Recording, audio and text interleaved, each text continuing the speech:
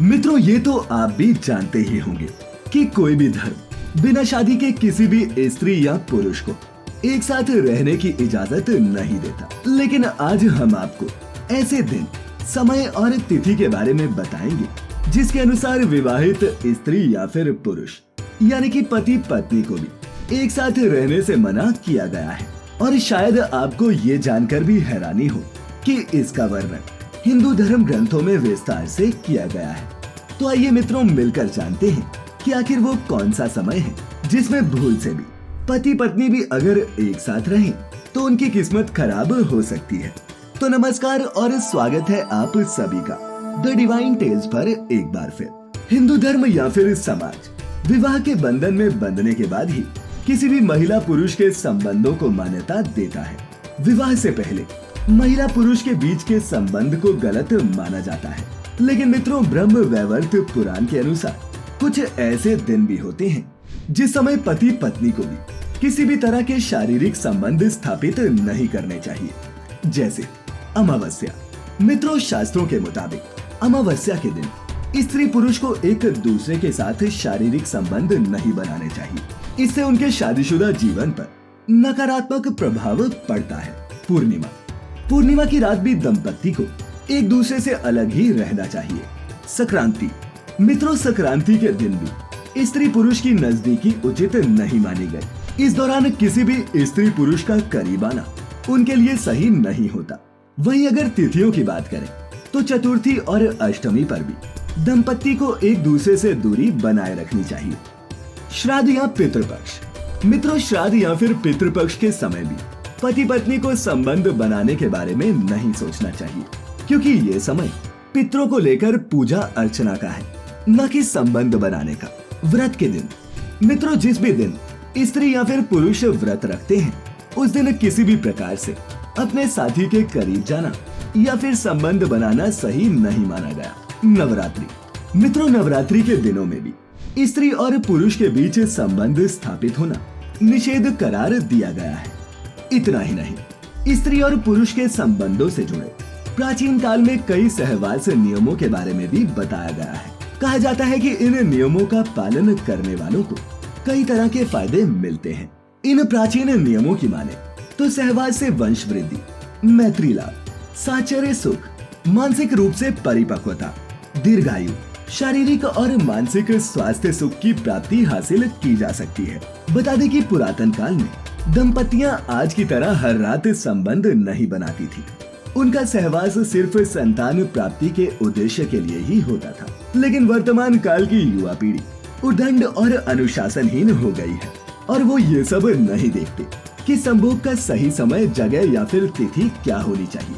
तो चलिए मित्रों, जानते हैं सहवास के उन्हीं कुछ नियमों के बारे में, जिनमें से पहला नियम ये है। कामसूत्र के रचयिता आचार्य वात्सायन के अनुसार स्त्रियों को काम शास्त्र का ज्ञान होना बेहद जरूरी है, क्योंकि इस ज्ञान का प्रयोग कर स्त्रियां कुछ भी हासिल कर सकती हैं। आचार्य के अनुसार स्त्रियों को बिस्तर पर गणिका की तरह व्यवहार करना चाहिए ताकि पति अन्य स्त्रियों की तरफ आकर्षित न हो और अपनी पत्नी के साथ उसके मधुर संबंध बने रहे। यही कारण है कि स्त्रियों को यौन क्रिया का ज्ञान होना जरूरी है ताकि वो अपने पति को प्रेम में बांधकर रख सके। दूसरा नियम। शास्त्रों के अनुसार रात का पहला प्रहर रति क्रिया के लिए सही माना गया है। इस प्रहर में की गई रति क्रिया के बाद ऐसी संतान प्राप्त होती है जो अपनी प्रवृत्ति और भाव में धार्मिक, सात्विक, अनुशासित, संस्कारवान व आज्ञाकारी हो। भोलेनाथ का आशीर्वाद प्राप्त कर ऐसी संतान की लंबी आयु एवं भाग्य प्रबल होता है। वहीं प्रथम प्रहर के बाद राक्षस धरती पर भ्रमण के लिए निकलते हैं और इस दौरान जो संबंध बनते हैं और उससे उत्पन्न होने वाली संतान में राक्षसों के गुण आने की आशंका ज्यादा होती है। तीसरा नियम। मित्रों, आयुर्वेद के अनुसार स्त्री के मासिक धर्म के दौरान अथवा किसी रोग या फिर संक्रमण होने पर भी संबंध स्थापित नहीं करने चाहिए। यदि आप खुद को किसी भी प्रकार के संक्रमण से बचाना चाहते हैं तो सहवास से पहले और बाद में स्वच्छता के नियमों का भी पालन करना चाहिए। सहवास से पहले शौच आदि से निवृत्त हो लें और इसके बाद जननांगों को अच्छे से साफ करना और स्नान करने के बारे में बताया गया है। बता दें कि प्राचीन काल में सहवास से पहले और बाद में दोनों समय स्नान करने का नियम था। चौथा नियम, मित्रों, गर्भ काल के दौरान दंपति को सहवास नहीं करना चाहिए।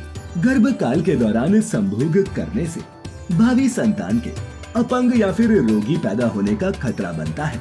इसीलिए गर्भ ठहरने के बाद सहवास न ही करें तो उचित है। पांचवा नियम, मित्रों, काम की इच्छा न होने पर, रोग या फिर शोक होने पर भी संबंध नहीं बनाने चाहिए।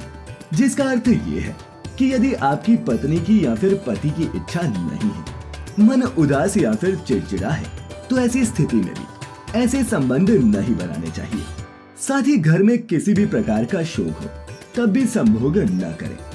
छठा नियम, मित्रों, हमारे शरीर में 5 तरह की वायु रहती है। इनका नाम है व्यान, समान, अपान, उदान और प्राण।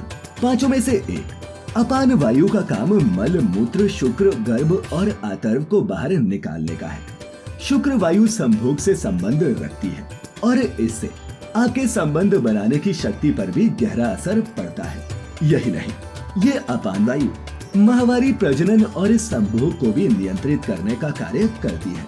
अतः इन सब का अर्थ ये है कि इस वायु को शुद्ध और गतिशील बनाए रखने के लिए आपको अपने उदर यानी कि पेट को सही रखना होगा। सातवां नियम, मित्रों, पवित्र माने जाने वाले वृक्षों के नीचे, सार्वजनिक स्थानों, चौराहों, उद्यान, शमशान घाट, वधस्थल, चिकित्सालय, औषधालय, मंदिर, ब्राह्मण, गुरु या फिर अध्यापक के निवास स्थान में भी संबंध नहीं बनाने चाहिए। और यदि कोई मनुष्य ऐसा करता है तो उसको इसका दंड इस मृत्यु लोक में तो मिलता ही है, लेकिन मरने के बाद भी उसे नरक की सजाएं भोगनी पड़ती है। तो मित्रों, इसी के साथ समाप्त होती है आज की हमारी ये प्रस्तुति। आपको ये वीडियो कैसी लगी नीचे कमेंट करके जरूर बताइएगा। और अगर ये वीडियो अच्छी लगी हो तो इसे अपने मित्रों के साथ जरूर साझा करें। ऐसी सभी धार्मिक और आध्यात्मिक जानकारियों के लिए जुड़े रहे द डिवाइन टेल्स परिवार के साथ। तो मित्रों, फिलहाल आज के लिए बस इतना ही। अब इजाजत दें। आपका बहुत बहुत शुक्रिया।